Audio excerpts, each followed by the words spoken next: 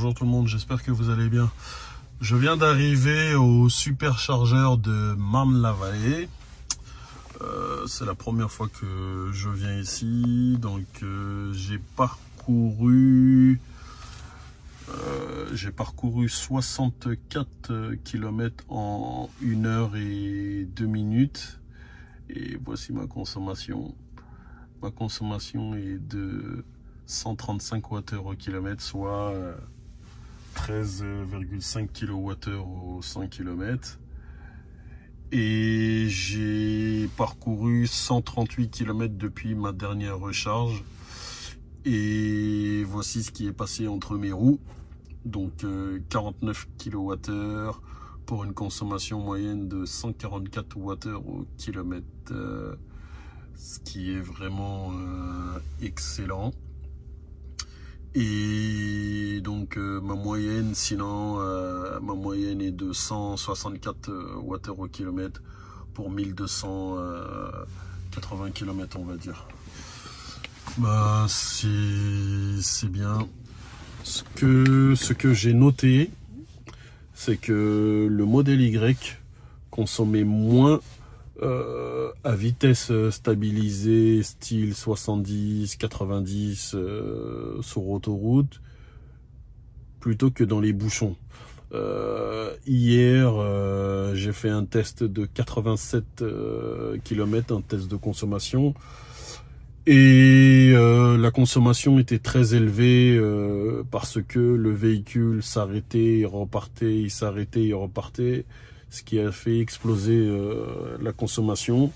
Je l'avais noté pendant mon test, et une fois que je roulais, cette conso s'est baissée. Je l'ai même vu dans la moyenne, hein. Vous avez vu hier, lorsque j'ai tourné ma vidéo de test de consommation, j'étais à 165. Et là, en roulant sans grande difficulté, j'ai encore perdu 0,1 point comparé à hier, ce qui est relativement bien. Franchement, je suis assez satisfait de ce modèle Y, hein, vraiment, hein. Niveau consommation, ça me tue vraiment de l'avouer, mais il est bien plus économique que l'Enyaq, hein. Même si l'Enyaq, franchement, j'étais vraiment satisfait de l'Enyaq. D'ailleurs, je le suis encore, hein. Bon, j'avais plus le véhicule, mais dans l'ensemble, l'Enyaq m'a vraiment surpris. Lorsque je suis parti dans le sud de la France cet été, enfin c'est plutôt l'ouest, dans le bassin, vers le bassin d'Arcachon, par là, même un petit peu plus haut, j'ai fait 560 km depuis mon domicile, avec un coffre de toit et un porte-vélo. Et donc, comme je vous disais, j'étais assez satisfait et très surpris de la consommation du Skoda Enyaq.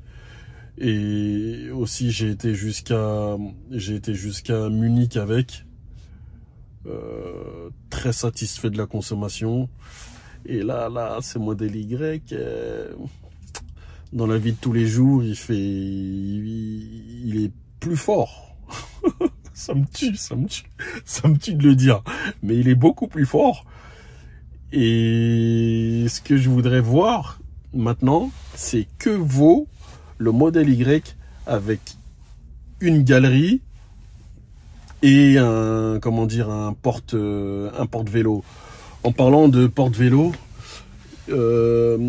j'avais rendez-vous aujourd'hui. J'ai organisé ma journée pour pouvoir poser l'attelage sur le modèle Y. Il y a une dizaine de jours, Tesla a pris contact avec moi pour annuler le rendez-vous. Et il y a quelques jours de cela, donc nous sommes mercredi aujourd'hui, mercredi 30. C'était vendredi dernier, Tesla m'a contacté pour me proposer un nouveau rendez-vous. Et j'ai pris rendez-vous à partir le 20 avril, je crois. Oui, c'est ça, j'ai pris rendez-vous pour le 20 avril. S'il n'y a pas de changement, je ferai comment dire, je ferai poser mon attelage sur mon modèle Y, et j'espère pouvoir partir si mes congés du mois d'avril, à la fin du mois d'avril, j'arrive à les faire concorder avec les congés de mon épouse. On prévoit de partir quelques jours, et si possible j'aimerais faire plus de 500 km sur autoroute avec les porte-vélos, avec le porte-vélo et les vélos, et on verra vraiment à ce moment-là que vaut le modèle Y.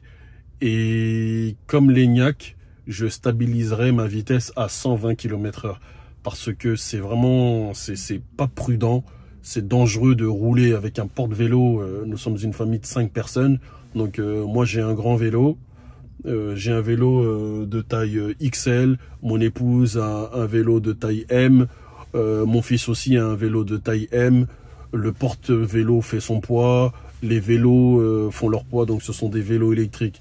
Bien entendu, on démonte tout ce qui est lourd, comme la batterie et tout ce qui stoppe le vent, comme les portes bébés et tout, les sièges, on les retire sur le vélo pour éviter d'alourdir encore plus le poids sur le col de cygne du véhicule. Donc ce que je vous disais, c'est que je roule à 120 km/h pour éviter que le porte-vélo bouge, parce que on le sent. Lorsque vous posez le porte-vélo sur le col de cygne et vous mettez les vélos, on sent le poids à l'arrière. Et c'est vraiment pas prudent de rouler, à mon sens, hein.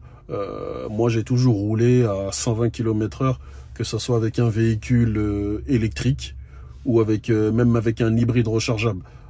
J'étais sur une BMW X2 hybride rechargeable avant d'acheter mon ENIAC. J'ai aussi roulé en Zoé, j'ai aussi roulé en i3, BMW i3, lorsque j'essayais les véhicules électriques. Lorsque je roulais en véhicule électrique et que j'avais du poids, même avec la galerie, rouler à 130 km/h, c'est infernal sur l'autoroute, vraiment infernal. Voilà. Donc sur cette vidéo, on est mercredi 30. Mercredi 30, je vais la balancer aujourd'hui là pendant que je suis au superchargeur. Je ne vais pas faire de supercharge car comme vous pouvez voir, là je suis à 32%. Il me reste 166 km. J'ai déjà fait 330 km, 338 pardon, depuis la dernière recharge. Et donc ouais, normalement je vais pouvoir faire les 490 500 km, hein. Lorsque je recharge, j'ai rechargé 2 fois ce véhicule depuis que je l'ai, en 3 semaines. Là ça fait 3 semaines que je l'ai. La première fois je l'avais rechargé à 100% et j'ai tout de suite roulé pour essayer de descendre la batterie en dessous des 90% pour vous faire un test de recharge. Malheureusement, comme je l'avais dit dans une de mes vidéos, j'ai laissé le mode sentinelle et c'était une très grosse erreur de ma part.